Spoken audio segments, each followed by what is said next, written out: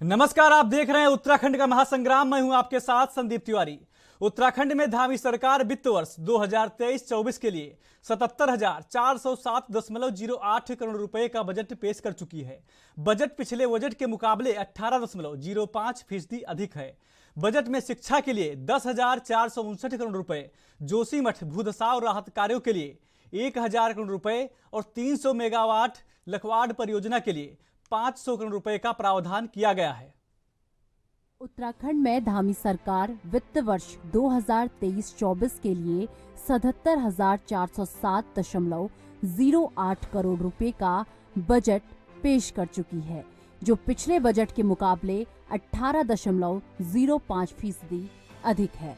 Budget में शिक्षा के लिए 10,459 करोड़ रुपए, जोशीमठ भूधसाव राहत कार्यों के लिए 1,000 करोड़ रुपए और 300 मेगावाट लखवाड़ परियोजना के लिए 500 करोड़ रुपए का प्रावधान किया गया है। प्रदेश की ग्रीष्मकालीन राजधानी में चल रहे सत्र के दौरान अपना दूसरा बजट पेश करते हुए अग्रवाल ने इस साल उत्तराखंड में होने वाले G20 की 3 बैठकों के लिए 100 करोड़ रुपए का प्रावधान किया है। बजट में अगले वित्तीय वर्ष में 57,057 करोड़ रुपए की राजस्व प्राप्ति का अनुमान लगाया है, जबकि चालू वित्त वर्ष में राजस्व प्राप्ति 51,474 करोड़ रुपए रहने की संभावना है। बजट में कुल व्यय 77,407.08 करोड़ रुपए अनुमानित हैं, जो पिछली बार के मुकाबले 18.05% अधिक है। इस बार प्रदेश में राजस्व अधिशेष बजट पेश किया गया है, जो 4,309 करोड़ रुपए का है। बजट में राजकोषीय घाटा 9,046 करोड़ रुपए रहने का अनुमान रखा गया है।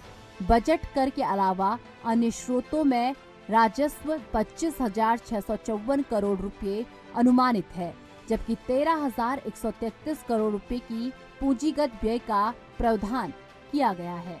यह बजट जो हमारा संकल्प है, संकल्प नए उत्तराखंड का, उसको साकार करने वाला बजट है। और माननीय प्रधानमंत्री जी का जो मंत्र है, सबका साथ, सबका विकास, सबका विश्वास और सबका प्रयास, इसके आधार पर इसको पूरी तरह से तैयार किया गया है। ये पूरी तरह से समावेशी है, होलिस्टिक अप्रोच इसमें रखी गई है और हर वर्ग के उत्थान का इस बजट में प्रावधान किया गया है। वहीं बजट पेश करते हुए वित्त मंत्री ने कहा कि प्रदेश सरकार ने सशक्त उत्तराखंड का संकल्प लिया है, जिससे हर गरीब तक राज्य सरकार को योजनाएं पहुंचने और उनका लाभ उन्हें मिल सके। प्रधानमंत्री नरेंद्र मोदी के नेतृत्व में राज्य का विकास हो रहा है। राज्य सरकार भी बेहतर काम कर रही है। 2025 तक राज्य को श्रेष्ठ राज्य बनाना है। युवा शक्ति के विकास के लिए बड़े प्रावधान लिए गए हैं। शिक्षा, रोजगार और खेल के क्षेत्र में बेहतर काम किया जा रहा है। आपको बता दें कि उत्तराखंड के मुख्यमंत्री पुष्कर सिंह धामी ने बजट को बेहद शानदार बताया है। सीएम के मुताबिक यह संतुलित, समावेशी और सभी वर्गों तक पहुंचने वाला बजट है। यह नए उत्तराखंड के संकल्प का बजट है। इसमें इंफ्रास्ट्रक्चर, कृषि, उद्यान, ग्रामीण विकास, स्वास्थ्य और पर्यटन को महत्व दिया गया है। बजट में युवाओं, किसानों की चिंता की गई है। सीएम का कहना है कि उत्तराखंड तेजी से बढ़ती अर्थव्यवस्था के रूप में उभर रहा है और पीएम मोदी के मार्गदर्शन में ये दशक उत्तराखंड का होगा। एएनबी न्यूज के लिए देहरादून से तारिक अंसारी की रिपोर्ट। आपको बता दें कि सीएम धामी ने बजट से पूर्व ये वादा किया था कि उत्तराखंड के बजट में हर वर्ग का ध्यान रखा जाएगा और गैरसैंण विधानसभा में 2023-24 के लिए पेश हुए 77,407.08 करोड़ रुपए के इस बजट में समानता की झलक दिखी। सीएम ने कहा कि प्रधानमंत्री नरेंद्र मोदी के मंत्र सबका साथ, सबका विकास, सबका विश्वास और सबका प्रयास की अवधारणा पर आधारित बजट संतुलित, समावेशी और सभी वर्गों तक पहुंचने वाला बजट है। ये बजट हमारे सशक्त उत्तराखंड 2025 के संकल्प को पूरा करने वाला बजट है। नए उत्तराखंड के संकल्प का बजट है, जिसमें जहां इंफ्रास्ट्रक्चर पर विशेष ध्यान दिया गया है, वहीं कृषि, उद्यान, ग्रामीण विकास, स्वास्थ्य और पर्यटन को भी महत्व दिया गया है। इस बजट में युवाओं की भी विशेष चिंता की गई है। आपको बता दें कि इस बजट को सत्ता पक्ष संतुलित और शानदार बता रहा है। यह बजट जो हमारा संकल्प है, संकल्प नए उत्तराखंड का, उसको साकार करने वाला बजट है। और माननीय प्रधानमंत्री जी का जो मंत्र है, सबका साथ, सबका विकास, सबका विश्वास और सबका प्रयास, इसके आधार पर इसको पूरी तरह से तैयार किया गया है। ये पूरी तरह से समावेशी है, होलिस्टिक अप्रोच इसमें रखी गई है और हर वर्ग के उत्थान का इस बजट में प्रावधान किया गया है। कृषि है, स्वास्थ्य है, चिकित्सा है, उद्यान है, पर्यटन है, ऊर्जा है, शिक्षा है, कोई ऐसा क्षेत्र नहीं है। और विशेषकर से स्वरोजगार को बढ़ाने के लिए, जहां एप्पल मिशन में इसमें बजट का कई गुना पहले के मुकाबले प्रावधान किया गया है, वहीं कीवी मिशन में किया गया है, तिमूर में किया गया है, दालचीनी में किया गया है और 50,000 पॉली हाउस बनाने के लिए उद्यान में इसके लिए अलग से धनराशि का प्रावधान इस बजट में। विधानसभा में उत्तराखंड सरकार का वर्ष 2023-24 का जो बजट पारित हुआ है, वो अपने आप में न केवल बहुत महत्वपूर्ण है, बल्कि वो कई संदेश को देता है। जो विकास की गंगा निरंतर प्रभावित हो रही है उत्तराखंड के लिए, उसको और मजबूती देने का जो काम इस बजट में हुआ है, इसके लिए मैं उत्तराखंड के मुख्यमंत्री पुष्कर सिंह धामी की गवर्नमेंट को, उनको बहुत बधाई देना चाहता हूँ। अभी मैं देख रहा था कि कुल जो बजट व्यय का है 77,407.08 करोड़ का, और मैं पर्वतीय विकास मंत्री भी रहा हूँ जब उस जमाने में मुश्किल से 1,000 करोड़ का प्रावधान होता था उत्तराखंड के लिए। तो मैं समझता हूँ कि उत्तराखंड राज्य बनने के बाद अब तक का सबसे बड़ा ये बजट धामी सरकार का जो बजट है वो दुर्गम क्षेत्र, पिछड़े क्षेत्र और हर वर्ग के अभिलाषाओं को पूरा करेगा। जब राज्य बना था तो बजट 4,000 करोड़ का भी नहीं था और आज 77,000 करोड़ का बजट है। चुनाव में पार्टी ने जो वादे किए थे उत्तराखंड की महान जनता को, वो सारे वादे पूरा करने का ये एक दस्तावेज है और ये संकल्प है कि हम जितने वादे के पूरे करेंगे। मोदी जी के केंद्र का बजट और प्रदेश का बजट हमें मोदी जी के सपने को पूरा करने के लिए एक कदम है कि आने वाला दशक उत्तराखंड का होगा। युवाओं के लिए और महिलाओं के लिए विशेष तौर पे इसमें प्रावधान है। मैं बधाई देता हूँ वित्त मंत्री जी को और मुख्यमंत्री जी को जो इस तरह का पॉजिटिव बजट। उत्तराखंड की विधानसभा में उत्तराखंड के यशस्वी मुख्यमंत्री श्री पुष्कर सिंह धामी जी के नेतृत्व में प्रदेश के वित्त मंत्री श्री प्रेमचंद अग्रवाल जी ने एक शानदार, एक जानदार बजट प्रस्तुत किया है। 77,000 करोड़ का ये बजट उभरते हुए, आगे बढ़ते हुए उत्तराखंड का प्रतीक है। इस बजट में गांव, गरीब, किसान, महिलाएं, नौजवान, सबका समावेशी बजट है। जहां इसमें जोशीमठ की आपदा के लिए 1,000 करोड़ का प्रावधान है, वहीं पोली हाउसेज के लिए भी किसानों के लिए, पर्वतीय क्षेत्र के किसानों के लिए 200 करोड़ रुपए की व्यवस्था की। कल विधानसभा के अंदर कांग्रेस के जो विधायक थे, उन्होंने जिस प्रकार से मातृशक्ति अपमान किया, मैं कह सकता हूँ कांग्रेस को आज लोकतंत्र में कोई विश्वास नहीं है। विधानसभा अध्यक्ष के साथ जिस प्रकार का बर्ताव किया गया वो निंदनीय है। और हमारे महिला मोर्चे के हमने कहा है सभी कार्यकर्ताओं सबने कि कांग्रेस की कृत्य के खिलाफ, कांग्रेस का जो नेतृत्व है उसके खिलाफ प्रदर्शन होना चाहिए और सब जगह माताओं बहनों की पहली बार उत्तराखंड की विधानसभा में महिला विधानसभा अध्यक्ष हमने बनाई है, उसके अपमान का जो कृत्य कांग्रेस ने किया है, मात्र आज जो बजट प्रस्तुत किया गया है वो बजट में भारतीय जनता पार्टी सरकार का, धामी जी का स्वागत करती है कि एक अच्छा समावेशी बजट आपके द्वारा प्रस्तुत किया गया। 2022 के चुनाव में जब हम लोग गए थे तो जो संकल्प पत्र हमारा था उसी संकल्प पत्र की अवधारणा पर आज का ये बजट है। इस बजट में युवाओं का, महिलाओं का, किसानों का, गाँव का, झुग्गी का, झोपड़ी का, सबका एक समावेश किया गया है। सबको एक समान रूप से देखा गया है और जहां एक और उत्तराखंड का निरंतर विकास हो उसके लिए इसमें सारे प्रावधान किए गए हैं। वहीं दूसरी ओर उत्तराखंड में पलायन, पर्वतीय क्षेत्रों का पलायन कैसे रुके उसके बारे में पूरा भरपूर इसमें जो है कि काम किया गया है। और साथ ही साथ उत्तराखंड की बेरोजगारी कैसे कम हो, क्योंकि आज भी जब हमारी बेरोजगारी दर की हम बात करते हैं तो उत्तराखंड की बेरोजगारी दर 2.2% है। सत्ता पक्ष के लोग बजट को लेकर काफी उत्साहित हैं।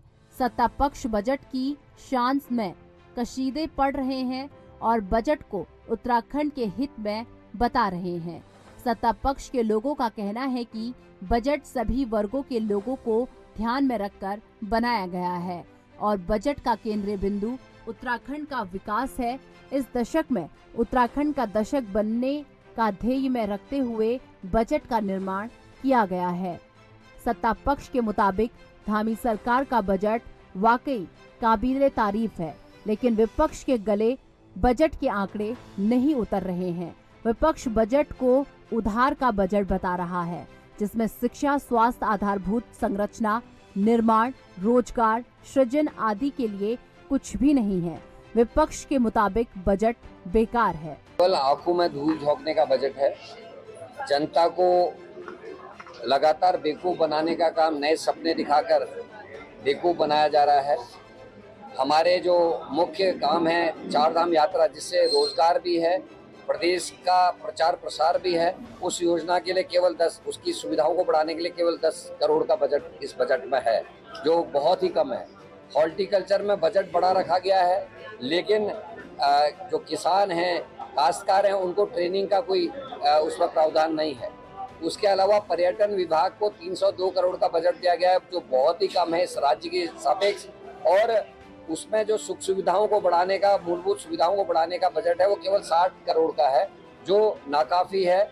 और इसमें किसी प्रकार की टैक्सी वालों को, जो पर्यटन के मुख्य धारक होते हैं, या होटलियर्स जिनको कोरोना में बहुत भारी नुकसान हुआ, उनको लिए राहत का कोई भी पैकेज इसमें नहीं रखा गया, जो आपस में आज। आपको बता दें कि विपक्ष भले ही धामी सरकार के बजट को बेकार बता रहा हो और सत्ता पक्ष के लोग बजट का गुणगान कर रहे हो, लेकिन सत्ता और विपक्ष के लोगों को छोड़कर धामी सरकार के इस बजट को जनता ने पास कर दिया है। जनता धामी सरकार के बजट की जमकर तारीफ कर रही है। जनता का कहना है कि सीएम धामी उत्तराखंड के सपने साकार करने का काम कर रहे हैं और धामी सरकार ने इस बजट में हर वर्ग का ध्यान रखा है।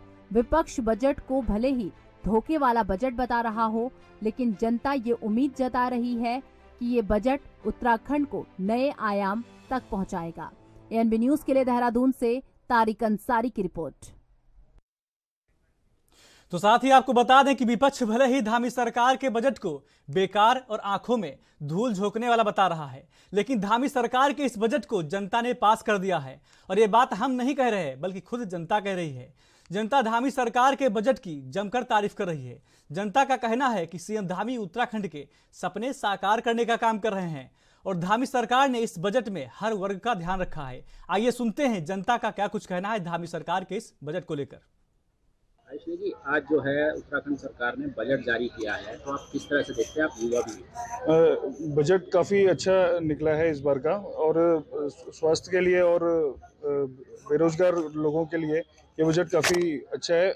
मैं चाहूँगा कि धामी सरकार से मैं चाहूँगा कि ये बजट बेरोजगारों के पद, जो बेरोजगार हैं उनका पद भरने के लिए, रिक्त स्थान जितने भी हैं सारे, वो भरने के लिए ये बजट अच्छा पेश आएगा। क्या लगता है आपको, विकास में कितनी तेजी आएगी? विकास में जैसे कि बजट का है पिछले साल से ज़्यादा बढ़ा के दिया है, तो मुझे ये लगता है कि विकास में इसमें अच्छा विकास होएगा और तेजी काफ़ी होएगी विकास की। पर्यटन के मामले में भी इसमें काफ़ी अच्छा रोल है इसमें बजट का। जैसे कि सरकार जो काम कर रही है, काम तो सब अच्छे हो रहे हैं, लेकिन थोड़ा सा जो बजट आया है, अब क्या बढ़ के आया बजट जो बढ़ा है, इससे उम्मीद है कि लोगों को ही फायदा मिलेगा। अगर बजट बढ़ा है तो फायदा होना निश्चित है। सरकार जो भी कार्य कर रही है वो सब सराहनीय है, लेकिन थोड़ा जो महंगाई बढ़ी है इसकी वजह से आम जनता को थोड़ी दिक्कत है, इसमें थोड़ा सुधार सरकार को करना चाहिए। और जो मजदूर आदमी है, गरीब तबके का, इसके बारे में सरकार को सोचना चाहिए। और क्या आपकी मांगे हैं कि विधानसभा के बजट के बाद लोगों को फायदा हो? लोगों को सरकार कोई भी नीति निकाले, ऐसी निकाले जो आम जनता को फायदा हो। ये तो सरकार ही विचार करेगी आम जनता के बारे में जो है। बाकी तो सब ठीक है। बजट के बारे में जो निकाला है बजट, उसमें आम जनता को फायदा होना बढ़ रहा है। बजट बहुत सही पेश कर रही है सरकार, और भाजपा सरकार बहुत अच्छी तरीके से गरीब पब्लिक को भी देख रही है, उनका ध्यान दे रही है। राशन की बात करें तो हर तरह का राशन भी दे रही है। गरीब पब्लिक को कोई समस्या नहीं हो रही, पर यह है कि थोड़ी महंगाई ज़्यादा है, थोड़ा महंगाई पे भी कंट्रोल सरकार को करना चाहिए। मैडम, ये जो बजट पास हुआ है उत्तराखंड सरकार में धामी जी के नेतृत्व में, क्या कहना है इसमें? सभी 79 करोड़ का जो बजट पास हुआ है, ये आम जनता और गरीब उन परिवारों के लिए बहुत ही लाभान्वित साबित होगा, क्योंकि इस बजट के जरिए से एक तो स्वयं सहायता समूह की जो महिलाएं हैं जो बेरोजगार थी, वो अपने पैरों पे स्वयं रोजगार बन के खड़ा होंगी और अपने परिवार को सपोर्ट करेंगी। दूसरा, जो किसान वर्ग है वो भी लाभान्वित होंगे, क्योंकि उनको भी अब उससे लाभ प्राप्त होगा। और आज जो इतनी गरीबी है, एकदम कोविड के बाद में जो रोजगार बिछड़ गए थे, उनको सबसे ज़्यादा लाभ मिलेगा, क्योंकि वो अपने रोजगार को दोबारा से सीधा कर सकें। जो उत्तराखंड में बजट पेश हुआ है उसके विषय में क्या कहना है? आज जो ये उत्तराखंड सरकार का बजट गैरसैंण में हमारा माननीय मुख्यमंत्री पुष्कर सिंह धामी जी के नेतृत्व में पेश हुआ है, ये पूरे प्रदेश के हित में है और इससे पूरे प्रदेश का विकास होगा, हर क्षेत्र का विकास होगा, सभी लोगों को इससे लाभ मिलेगा, पर्यटन को फ़ायदा मिलेगा और ये एक मील का पत्थर इस प्रदेश के लिए बजट साबित होगा। और जो माननीय मुख्यमंत्री जी के नेतृत्व में जो हमारा प्रदेश दिन प्रतिदिन उन्नति कर रहा है, तरक्की कर रहा है, उससे सभी लोगों को, उत्तराखंड को और उत्तराखंड के पर्यटन को बहुत बल मिलेगा। इस बजट की मैं बहुत प्रशंसा करता हूँ। ये जो बजट पेश हुआ है, क्या कहना है इसमें? ये 79 करोड़ का जो बजट पेश हुआ है, बहुत अच्छा बजट पेश हुआ। महिलाओं के लिए, किसानों के लिए, फौजियों के लिए और हमारे मजदूर, किसान, गरीबों के लिए बहुत अच्छा बजट पेश हुआ है।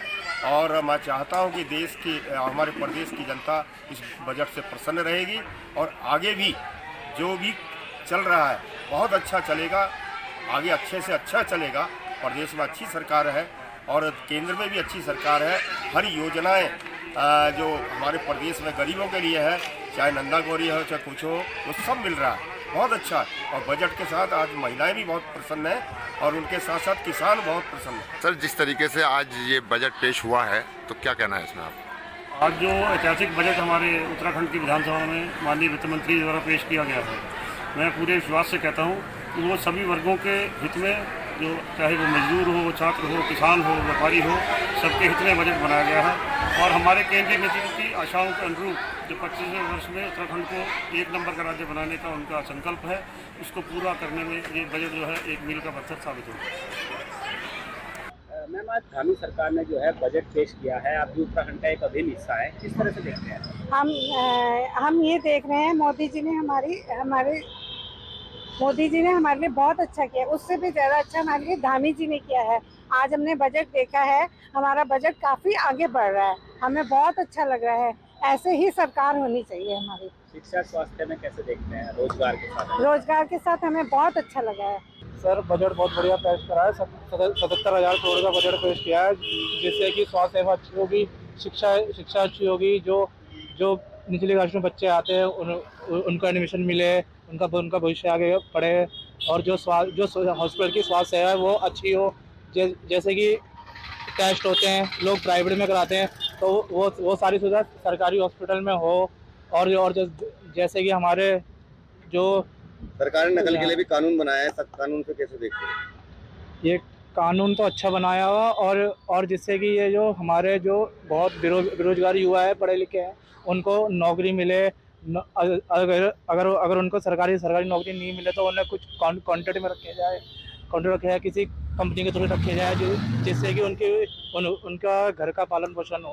आज जो है धामी सरकार ने बजट पेश किया है, आप किस तरह से देखिए, पिछले बार की अपेक्षा इस बार जो है अच्छा बजट पेश किया है धामी सरकार ने, जिससे कि हमारे इस उत्तराखंड राज्य के लिए शिक्षा, स्वास्थ्य और सारे रोजगारों से लेके हर चीज में जो है काफी अच्छा लोगों को सुविधाएं मिलेगी।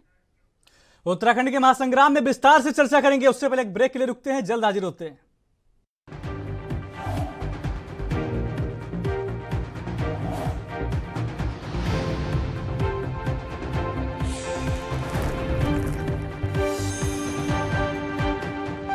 ब्रेक के बाद स्वागत है आपका। देख रहे हैं उत्तराखंड का महासंग्राम। आपको बता दें कि धामी सरकार ने 2023-24 का बजट पेश किया है, लेकिन इसको लेकर विपक्ष लगातार हमलावर हो रहा है। विपक्ष का कहना है कि ये जो बजट है जनता की आंखों में धूल झोंकने का काम कर रहा है। जनता के हितों के लिए बजट में कुछ भी ऐसा नहीं है जिसमें जनता का कोई भी हित शामिल हो।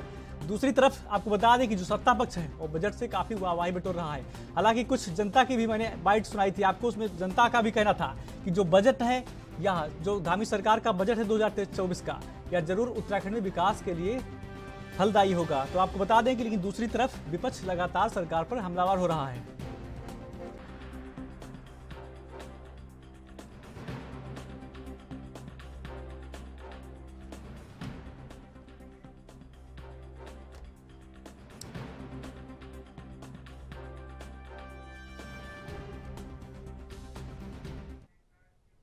और इस मुद्दे पर विस्तार से चर्चा करने के लिए हमारे साथ रविंद्र कुमार, प्रदेश प्रवक्ता बीजेपी से जुड़ गए हैं।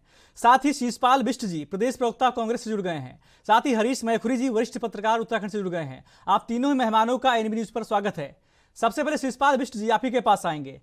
धामी सरकार ने जो बजट पेश किया है उसको लेकर आप कह रहे हैं कि यह धूल झोंकने का काम है, लेकिन दूसरी तरफ जनता की हमने प्रतिक्रिया सुनी थी, उसमें जनता तो काफी खुश दिखाई दे रही है। देखिए संदीप जी, जो जनता यहाँ पर खुश दिखाई दे रही है, मुझे नहीं पता कि वो कौन है, लेकिन अगर आप मेरे साथ चलेंगे मैं आपको सैकड़ों लोगों की बाइट करा सकता हूँ जो कहेंगे कि वास्तव में इस बजट में प्रदेश की जनता के लिए कुछ नहीं है और ये वास्तव में आंखों में धूल झोंकने वाला बजट है। बेरोजगार इस बजट से निराश हैं, प्रदेश की मातृशक्ति इस बजट से निराश है। लोगों को उम्मीद थी कि जो महंगाई से राहत के लिए सरकार कुछ न कुछ इस बजट में करेगी, प्रदेश का विकास जो ठप हो गया है इस बजट में ऐसा प्रावधान करेगी कि पहाड़ में जो है विकास दिखाई दे। और लगातार हमारे बेटे बेटियां देहरादून की सड़कों पर उतर के आंदोलन कर रहे हैं, उनको प्रदेश की पुलिस लाठी डंडों से पीटने का काम कर रही है। सरकार उनकी मांगों पर आगे बढ़ते हुए रोजगार के लिए कुछ इस बजट में लेकर के आती है, लेकिन ये बजट ना तो कृषि क्षेत्र को मजबूत करने वाला है, ना स्वास्थ्य सेक्टर को मजबूत करने वाला है। किसान इस बजट से निराश हैं। लोग निर्माण विभाग, ऊर्जा विभाग हो, चाहे सिंचाई विभाग हो, चाहे समाज कल्याण विभाग हो, जितने भी जनहित के विभाग है सभी का बजट जो है निराश करने वाला है। और इसकी मैं ऐसे ही नहीं कि केवल आलोचना के लिए कह रहा हूं, क्योंकि इससे पहले एक दिन पहले जो प्रदेश के वित्त मंत्री ने गैरसैंण की विधानसभा में वर्ष 2022-23 के आर्थिक सर्वेक्षण के आंकड़े प्रस्तुत किए, तो उस आंकड़ों के आधार पर वित्त मंत्री ने बताया कि प्रदेश के जो बेरोजगार कार्यालय हैं वहां पर 8,68,000 बेरोजगार पंजीकृत हैं। और इस साल सरकार ने जो बेरोजगार मेले प्रदेश में लगाए 121, उसमें 2,299 लोगों को रोजगार दिया गया है। अब आप सोच सकते हैं कि सरकार की रोजगार देने की स्पीड क्या है और बेरोजगार किस हद तक जो है प्रदेश में परेशान है। प्रत्येक घर में बेरोजगारों की आज फौज खड़ी है और मात्र शक्ति जो कानून व्यवस्था से परेशान है उसको सुधारने के लिए आपने बजट में क्या किया।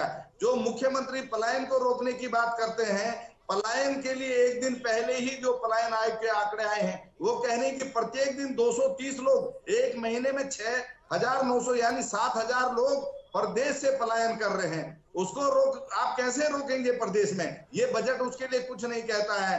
जो मुख्यमंत्री स्वरोजगार योजना है उसमें मात्र 40 करोड़ रुपए का प्रावधान किया गया। बताइए इससे पहाड़ में बेरोजगार कैसे रुकेगा, कैसे अपने सपनों को साकार करेगा, आप अंदाजा लगा सकते हैं। और जो पर्यटन विकास परिषद का बजट है वो 63 करोड़ रुपए का रखा गया है। कैसे पर्यटन इस राज्य में फलेगा फूलेगा, क्योंकि पर्यटन से इस प्रदेश के बेरोजगारों को बड़ी आशाएं और अपेक्षाएं हैं। अवस्थापना विकास के लिए भी बजट नाकाफी है और उनके मुंह में जीरे जैसा है। आप देखिए सरकार की रिपोर्टें हैं, ये कोई विपक्ष के आंकड़े नहीं है, उसी के आधार पर हम बात कर रहे हैं। अगर राजस्थान की सरकार महंगाई से राहत देने के लिए 500 रुपए का गैस सिलेंडर दे सकती है तो उत्तराखंड की जनता भी आशाएं और उम्मीदें लगाई हुई थी कि डबल इंजन का फायदा राज्य को मिलेगा और उनके सर से महंगाई का बोझ कम होगा। हमारे बच्चे सड़कों पर रोजगार के लिए आंदोलन कर रहे हैं, उनको रोजगार के लिए कुछ उम्मीदें बनेगी, लेकिन सरकार के तो जो है रोजगार के लिए कोई योजना ही निकल के थैले से बाहर नहीं आ रही है। तो इस बजट को कैसे आशा और उम्मीदों का बजट हम कहेंगे? ये बजट केवल खोखली घोषणाओं का बजट है और ये ऐसा बजट है जिसमें कि जो है साल भर केंद्र की ओर राज्य मुंह ताकता रहेगा कि केंद्र से उसके कटोरे में कुछ खैरात मिल जाए, कुछ राहत मिल जाए, क्योंकि राज्य का जो कर्ज है लगातार नासूर की तरह बढ़ रहा है। आप देखिए ये जो चालू बजट का घाटा है इसको कम करने के लिए बजट में कोई आशाएं नहीं दिखती, कोई उम्मीदें नहीं दिखती है। और जो 6,000 करोड़ रुपए से राज्य ज्यादा का ब्याज देना पड़ रहा है प्रतिवर्ष, इस बार वो 10,000 करोड़ रुपए हो जाएगा। आप बताइए कैसे विकास होगा इस राज्य में, और सरकार उसके लिए कोई उपाय करती हुई नहीं दिखाई दे रही है। शिषपाल जी, जिस बजट पर आप सवाल खड़े कर रहे हैं, हमारे साथ बीजेपी से रविंद्र कुमार जी हैं, उनसे जानकारी लेते हैं कि जिस बजट की आप बता रहे हैं धूल झोंकने वाला सरकार ने काम किया है, लेकिन इससे विकास की जो गंगा है उत्तराखंड में कैसे बहेगी, जानकारी लेते हैं पूरी। रविंद्र जी। रविंद्र जी, जो बजट धामी सरकार ने पेश किया उस पर विपक्ष का कहना है कि ये धूल झोंकने का काम है आंखों में। देखिए विपक्ष का काम तो बजट तो कल पेश हुआ, इन्होंने तो 2 दिन पहले ही उसकी बाइट तैयार करके, मैं प्रीतम सिंह जी की देख रहा था, उन्होंने 2 दिन पहले तैयार कर दी थी और वो जो है उसने कहा भाई इसे चला देना आप कि बजट बेकार है, बजट में कुछ नहीं किया। ये तो इनका पहले से ही ऐसे ही है। लेकिन देखिए जिस प्रकार से इस प्रदेश के माननीय मुख्यमंत्री ने प्रत्येक पहलू को और प्रत्येक नागरिक को और प्रत्येक वर्ग को छूने का काम किया है, ये समावेशी बजट मैं ये समझता हूँ ये बजट भी आने वाले समय की हमारी अर्थनीति है। इस प्रदेश को कहीं ना कहीं एक नई ऊंचाई पे ले जाने वाला बजट है, चाहे युवा हो, महिला हो, कर्मचारी वर्ग हो, पलायन पे हो, कृषि पे हो, बागवानी पे हो, और कुछ नई चीजें कृषि के अंदर भी कुछ नई चीजें करने के ऊपर। तो जिस प्रकार से इस समावेशी बजट को प्रस्तुत किया गया है ये बहुत लाभकारी बजट होगा प्रत्येक नागरिक के लिए। रोजगार के नए द्वार खोलेगा, विकास के नए द्वार खोलेगा और पर्यटन और तीर्थाटन को कहीं ना कहीं और ज्यादा अच्छे से, जो हमारे प्रदेश में दूर दराज से देश भर के, यहाँ तक कि विदेशों से भी जो लोग हमारे यहाँ आते हैं तीर्थाटन और पर्यटन के लिए, वो कहीं ना कहीं इस प्रदेश की एक स्वच्छ, सुंदर और प्राकृतिक मन मोह लेने वाली इस नजारे को अपने मन में रख के जब यहाँ से जाएंगे तो कहीं ना कहीं हमारे प्रदेश को लेके उनके मन में एक बहुत अच्छी भावना भी रहेगी और कहीं ना कहीं ये ब्रांडिंग का काम करेंगे हमारी। जब हम यहाँ कनेक्टिविटी देंगे, इंफ्रास्ट्रक्चर मजबूत करेंगे, तो ये सारा का सारा बजट इसी को लेके है। और देखिए किस प्रकार से इन्होंने झूठ बोला कि राजस्थान में 500 रुपए का सिलेंडर दे रहे हैं। क्या इनसे पूछ सकते हैं? सभी को दे रहे हैं 500 रुपए का सिलेंडर।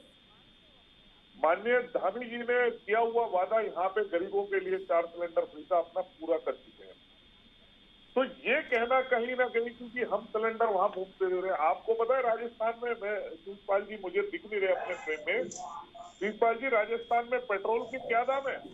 अरे आप राजस्थान तो छोड़िए, हिमाचल में बताइए, यहाँ से 10 रुपए महंगा है। आप महंगाई की बेरोजगारी हमारे से ज्यादा है हिमाचल में, 2.2 के आंकड़े के साथ बेरोजगार है हमारे यहाँ। देश में सबसे कम बेरोजगारी यहाँ है। यहाँ पे आपकी सिर्फ कांग्रेस के अंदर एक कमी ये आ गई कि ये स्वरोजगार को जो नौकरी देने वाला हमारा युवक है, जो नौकरी नहीं कर रहा, नौकरी दे रहा है, उसको भी ये बेरोजगार मानते हैं। शिषपाल जी जवाब लेंगे, शिषपाल जी आते हैं आपके पास अभी। क्योंकि इनके खुद के जो शहजादे हैं वो बेरोजगार हैं, वो जगह जगह रोजगार ढूंढते फिरते हैं। अब वहां जाके अमेरिका और ब्रिटेन से कह रहे हैं कि भाई हमें कुछ मदद कर दो, हमारा रोजगार लौटा दो, हमारी तो गद्दी छीन ली भारतीय जनता पार्टी के लोगों। तो भैया आप रोजगार के लिए ऐसे ही चिल्लाओगे क्योंकि आपका शहजादा भी बेरोजगार है और कांग्रेस का प्रत्येक वह नेता कार्यकर्ता बेरोजगार है। जो पहले मजे ले रहा था इन सरकारों में बैठ के, सेवा नहीं कर रहे थे, मजे ले रहे थे, आज वह लोग बेरोजगार हैं। अन्यथा प्रत्येक नागरिक देश का हो प्रदेश का हो, उसकी चिंता राज्य सरकार केंद्र सरकार पूर्ण रूप से कर रही है। आज आधी आबादी को लेकर जिस प्रकार से पोषण, शिक्षण और प्रशिक्षण का एक नारा लेके जिस प्रकार से आधी आबादी के लिए इस बजट के अंदर बड़ा प्रावधान रखा गया, ये कहीं ना कहीं मील का पत्थर साबित होगा। चलिए रविंद्र कुमार जी वापस आएंगे, जवाब लेंगे। हमारे साथ वरिष्ठ पत्रकार हरीश मैखुरी जुड़े हैं। हरीश जी, आपसे समझने का प्रयास करेंगे, जिस प्रकार से उत्तराखंड में जो बजट पेश हुआ है उस पर लगातार विपक्ष हमलावर हो रहा है कि आंखों में धूल झोंकने का सरकार ने काम किया है। क्या सच में कहीं सरकार की तरफ से कोई कमी रह गई इस बजट में? आप कैसे देखते हैं पूरे बजट को? मनीष जी, जो बजट प्रस्तुत किया गया है, सामान्यतया जिस तरह से बजट करीब 70 साल से आते रहे हैं उसी तरह का बजट है। और खासकर उत्तराखंड राज्य जब से बना है उसी तरह का बजट है जिस तरह की सारी सरकारें प्रस्तुत करती रही हैं। इस बार के बजट में थोड़ा सा गांव पे फोकस करने की बात जरूर की गई है कि हम ग्रामीण क्षेत्रों में रोजगार सृजन करेंगे, लेकिन किस मद में करेंगे वो अभी तक पब्लिक डोमेन में आया नहीं है। और निश्चित रूप से ये समझा जा रहा है कि ग्रामीण क्षेत्र पे कुछ न कुछ फोकस अवश्य होगा। हमें इससे पहले त्रिवेंद्र सिंह जी का एक बजट याद आता है जिसमें उन्होंने गैरसैंण के लिए करीब 25,000 करोड़ रुपए का वहाँ के विकास के लिए प्रावधान किया था। यदि वो 25,000 करोड़ में से कुछ फंड इस समय गैरसैंण क्षेत्र के विकास के रिलीज होता है तो पहाड़ के क्षेत्रों में जो काम होते हैं उससे वहाँ के लोगों को काम अवश्य मिलता है। कुछ ना कुछ, किसी का ट्रक लगेगा, किसी का बालू बिकेगा, किसी का खड़िया बिकेगा, तो इस तरह से हो सकता है। और उसी तरह से जो बजट है वो निश्चित रूप से थोड़ा सा उसमें पिछले सालों की अपेक्षा करीब 10% की वृद्धि की गई है, तो उस वृद्धि का निश्चित रूप से लाभ भी मिलेगा और ये समझा जा रहा। तो जहां तक बेरोजगारी का सवाल है तो बेरोजगारी मूल रूप से जो है वो जनसंख्या वृद्धि से जुड़ी हुई है। जब तक जनसंख्या नियंत्रण कानून आता नहीं या नियंत्रण के कोई ठोस उपाय होते नहीं है तो हम पूरे देश में हर साल एक ऑस्ट्रेलिया पैदा करते हैं, तो इतने रोजगार तो सृजित होते नहीं है सरकारी लेवल पे, और ये सब निजी लेवल पर ही करने पड़ेंगे। तो उसके लिए कुछ व्यवस्था अवश्य होनी चाहिए।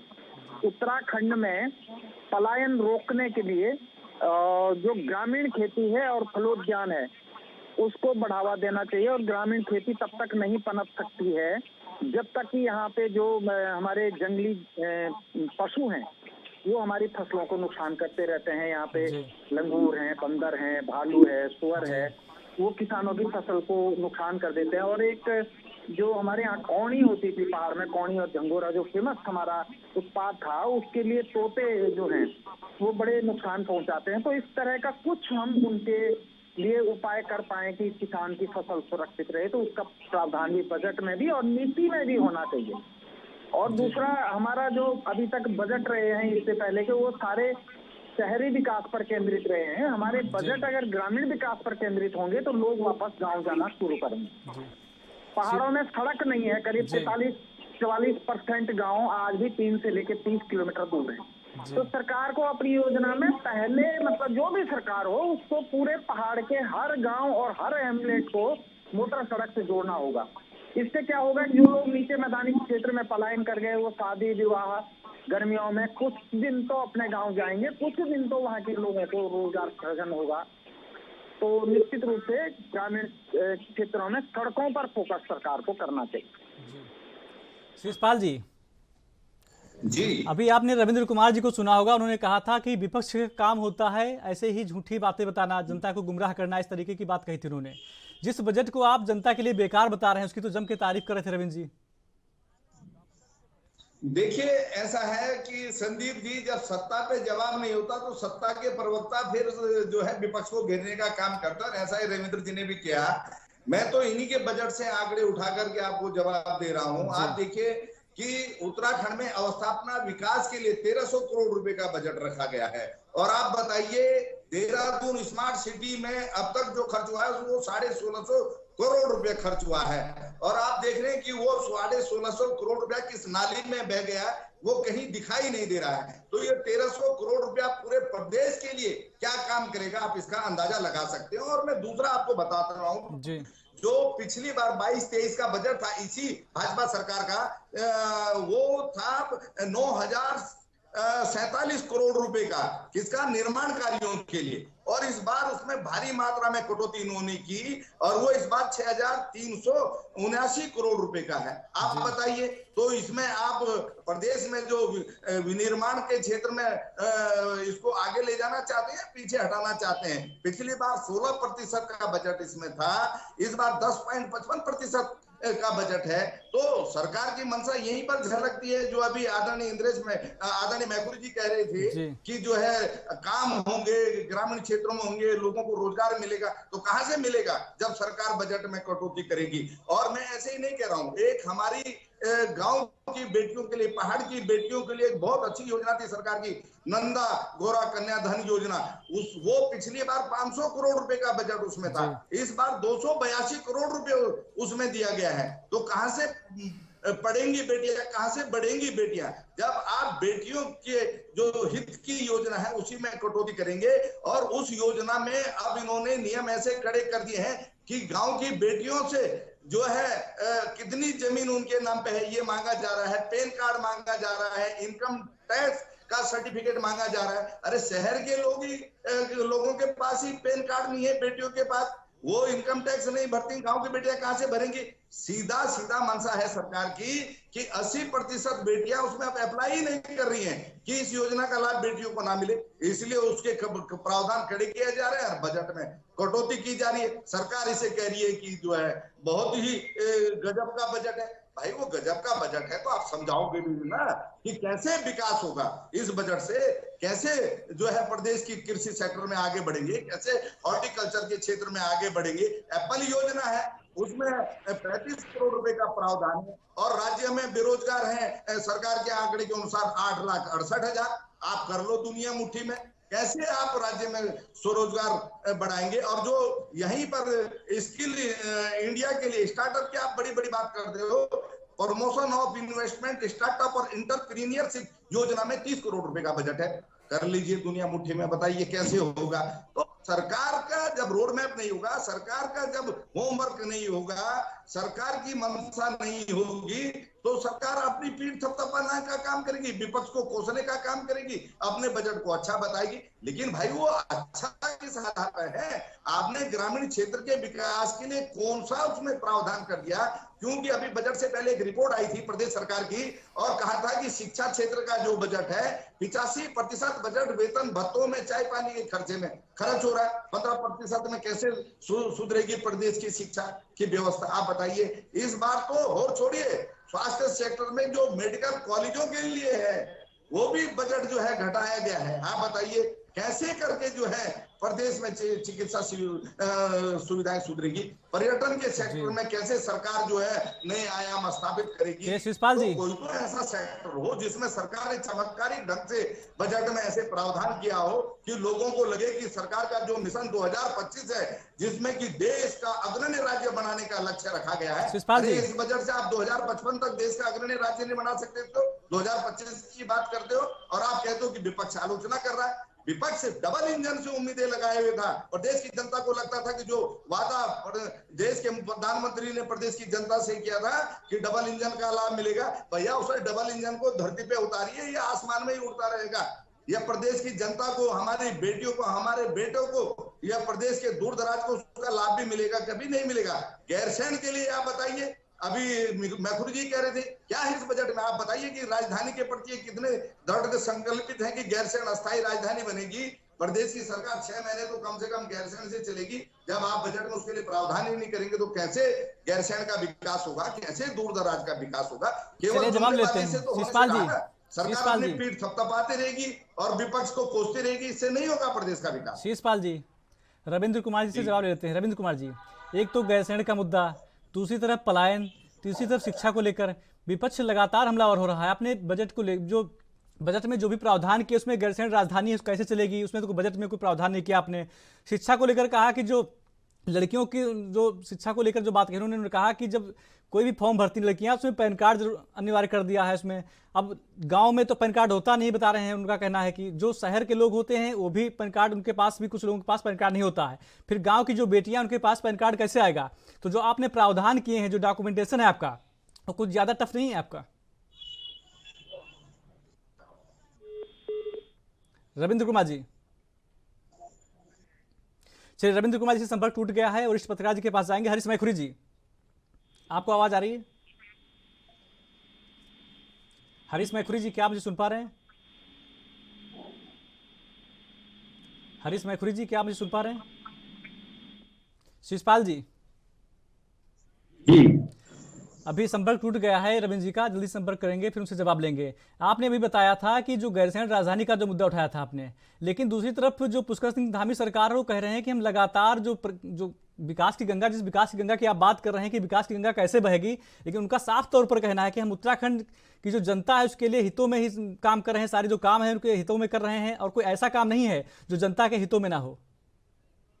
नहीं संदीप जी, यही तो बात हम लगातार कह रहे हैं कि जुमलेबाजी सरकार की तरफ से बहुत अच्छी हो रही है, दावे सरकार की ओर से बड़े बड़े किए जा रहे हैं, लेकिन वो धरातल पे हकीकत में दिखाई क्यों नहीं दे रहे हैं? वो टॉर्च से ढूंढ के भी विकास नहीं दिखाई दे रहा है, जिसकी बात प्रदेश के मुख्यमंत्री कह रहे हैं। शिषपाल जी, शिषपाल जी, एक आंकड़ा और देता हूँ, एक आंकड़ा और देता हूँ, 1 मिनट सुनिए। सरकार ने बढ़ा चढ़ा के कहा था कि मोटे अनाज के लिए इस बार सरकार ये करने जा रही है, उसको प्रोत्साहन के लिए क्या करेंगे? क्या रखा बजट में? 20 करोड़ रुपया मिलेट योजना में। आप बताइए कैसे बढ़ेगा उत्तराखंड, कैसे होगा उत्तराखंड के मोटे अनाज के क्षेत्र में क्रांतिकारी परिवर्तन? 20 करोड़ रुपए तो एक ब्लॉक में खर्च हो जाता है। आप बताइए, तो सरकार की मंशा अगर वास्तव में प्रदेश के किसान को, बेरोजगार को आगे बढ़ाने की होती तो बजट में वो झलकना चाहिए था ना। प्रदेश का विकास के लिए अगर आप दृढ़ संकल्पित है, मिशन 2025 की बात करते हैं, तो बजट में वो झलकना चाहिए था, डबल इंजन का चमत्कार दिखना चाहिए था, लेकिन वो चमत्कार नहीं दिखाई दे रहा है। और चालू बजट का घाटा कैसे नियंत्रण में आएगा, इसके उपाय इस बजट में नहीं दिखाई दे रहे हैं। सरकार के दावे हवाबाजी, इसीलिए विपक्ष लगातार कह रहा है। और प्रदेश की जो पढ़ी लिखी जनता है, भले ही आपकी टीम उस तक न पहुंची, आपने उनकी बाइट न ली हो, लेकिन खुले तौर पर कह रहे हैं कि आखिर ये डबल इंजन का लाभ गांव को, गरीब को, किसान को, बेरोजगार को मिलेगा कब? शिषपाल जी वापस आएंगे, अभी वापस आएंगे, जवाब लेंगे। बजट भी घटाया जी, शिषपाल जी जवाब लेंगे आपसे। रविंद्र कुमार जी जुड़ गए हमारे साथ। रविंद्र जी, जिस विकास की गंगा बहाने की आप बात कर रहे हैं तो आपके बजट में नहीं झलक रही है, शिषपाल जी का कहना है। देखिए, शिषपाल जी ने तो बहुत सारे आंकड़े सुनाए और बहुत सारी चीजें बताई। इन्हें 20 करोड़ रुपए मिलेट योजना में कम लगेंगे, क्योंकि कम किस लिए लगेंगे? क्यों इनके जमाने में इतने कम पैसों में ये सारे अपने लिए भी होते थे ना अपना। अब यहाँ नहीं है ऐसा होता भाई। यहाँ जितना है, देखिए केंद्र की बड़ी योजना है मिलेट योजना। आप देखिए कि किस प्रकार से 30 देशों को चिन्हित किया है इसमें। 30 बड़ी योजना अगर 2000 करोड़ रुपए योजना को नंबर 1 देश को लाना चाहती है मिलेट। अन्नश्री योजना इतनी बड़ी पंख लगा सकती है हमारे किसानों के लिए, क्योंकि क्या है कि बंजर खेती के लिए मोटा कम पानी लगता है मोटा अनाज बोने के लिए। दूसरी बात क्या है कि इसके अंदर छोटी किसान जो है, छोटे खेती करने वाला है, उसको आराम से इसका अनाज को बो सकता है, कर सकता है। और दूसरी बात, इसकी ब्रांडिंग, इसको बाजार वो सरकार मुहैया करा रही है। 20 करोड़ रुपए में ये सारे सपने साकार हो जाएंगे। आप बताओ, जिम्मेदारी सरकार तो हम कह रहे हैं घोषणा तो बहुत अच्छी है, लेकिन धरातल पर कैसे उतरेगी, यही तो आपत्ति है। परिभाष तो कर सकते हैं, लेकिन किस तरीके से ये लोगों के भविष्य को बदलेगी, लोगों के रहन सहन को बदलेगी, ये आने वाला वक्त दिखाएगा। आप उपहास फिलहाल उड़ा सकते हैं, आप इसको गलत बता सकते हैं, 5 साल बाद ये भी एक जुमला था, ज्यादा बता सकते हैं, कोशिश कर सकते हैं, ये आपको खुली छूट है। आप देखिए रविंद्र कुमार जी, विदेशों में रविंद्र कुमार जी, भारत का रविंद्र कुमार जी, आप जिस उपहास उड़ाने की बात कह रहे हैं तो जाहिर सी बात विपक्ष में है। अगर बजट में कुछ कमियां हैं तो उसमें आप फोकस क्यों नहीं करें उन कमियों पे? आप उपहास उड़ाने की बात कर रहे हैं, ऐसे थोड़ा ना विपक्ष अगर वहां पर कुछ कह रहा है तो हो सकता है कुछ कमी रहेगी, एक बार ध्यान दीजिए उस पर आप। देखिए, बिल्कुल अगर कोई ध्यान देने वाली विषय पे चर्चा ये करेंगे, इनका सुझाव कोई ऐसा आएगा जिस प्रकार से इन्होंने मिलेट अंशरी योजना का लेके इन्होंने कहा कि बहुत थोड़ा बजट लगाया है, ये केंद्र सरकार की एक बड़े बजट की योजना है, उसी के पीछे चलते हुए उत्तराखंड सरकार ने दिखाई दे रहा है, यही तो कह रहे हैं हम, और क्या कह रहे हैं, इसका लाभ मिलने वाला है। आप इस तरीके से, और दूसरी बात देखिए, हमारे यहाँ एरोमा वैली 6 एरोमा वैली बना रहे हैं, 6 जी। चमोली में, पिथौरागढ़ में, नैनीताल में, तिमूर का, तेज पत्ते का, लेमन ग्रास का, इसको वहां के किसानों से बुआया जाएगा, इनको बाजार दिया जाएगा, इनकी ब्रांडिंग की जाएगी, और 24,000 किसान सघन फसलों की खेती फिलहाल कर रहे हैं हमारे प्रदेश में, 24,000, और इसको और बड़ा करने की, इसकी डिमांड बहुत है, लेमन ग्रास की बहुत है, तिमोर की बहुत है, और तेज पत्ते की है, तो इस प्रकार मिंट है, तो ये छोटी छोटी लगने में आपको लगेगा ये छोटा काम है, लेकिन कहीं ना कहीं इनकी डिमांड है, इनका बाजार है, इनको ब्रांडिंग देने का काम सरकार कर रही है, और किसानों को लेके, युवाओं को लेके, महिलाओं को लेके। देखिए रविंद्र जी, सरकार ब्रांडिंग को लेकर ध्यान दे रही है, लेकिन किसानों को क्या पर्याप्त सुविधाएं दी जा रही है वहां पर? नहीं, बिल्कुल। देखिए, अभी तक जिस प्रकार से खेती का चलन था हमारे प्रदेश में, देखिए हमारे यहाँ पहाड़ पे, मैं पहाड़ की बात करूंगा, प्लेन की नहीं, प्लेनों में कई सारी सुविधाएं हमारे पास होती हैं खेती करने। पहाड़ में एक तो पहाड़ी नुमा खेत है, पानी प्रकृति के ऊपर निर्भर करता है कि पानी हमारे को, तो ऐसे में अंशरी योजना जो मोटे अनाज की खेती है, जो सघन खेती है, तो इसमें कम पानी, कम लागत, और सरकार की ओर से इनको लेके प्रशिक्षण और जो भी मदद की है, सरकार की सब्सिडी हो या कुछ, और दूसरा बुआने के बाद इसका बाजार सरकार मुहैया करा रही है।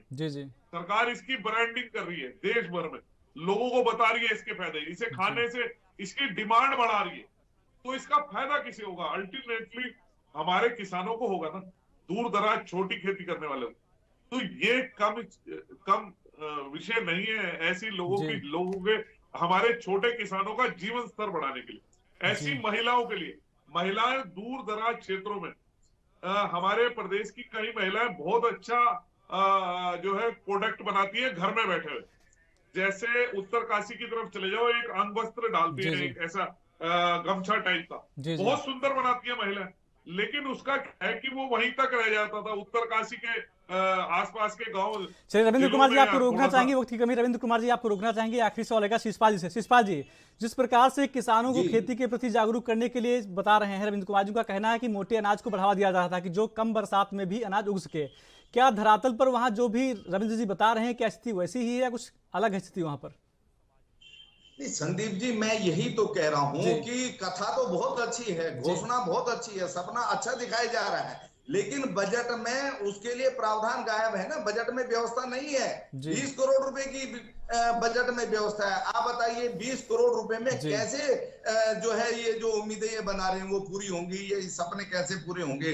तो केवल ये जुमलेबाजी तो अच्छी करते हैं, इसमें कोई दो राय नहीं है, लेकिन जब बजट में उसके लिए व्यवस्था करने की बात है तब सरकार की कलम कांपने लगती है, क्यों? सरकार का खजाना खाली है। शिषपाल जी आपको रोकना चाहेंगे, वक्त की कमी है। शिषपाल जी आपको रोकना चाहेंगे, वक्त की कमी। रविंद्र जी आप हमारे से जुड़े, आपने अपना कीमती समय एनबी न्यूज को दिया, आपका धन्यवाद। साथ ही शिषपाल जी आपने अपना कीमती समय दिया, आपका धन्यवाद। साथ ही हरीश मैखुरी जी, वरिष्ठ पत्रकार हमारे साथ जुड़े, आप तीनों का ही धन्यवाद।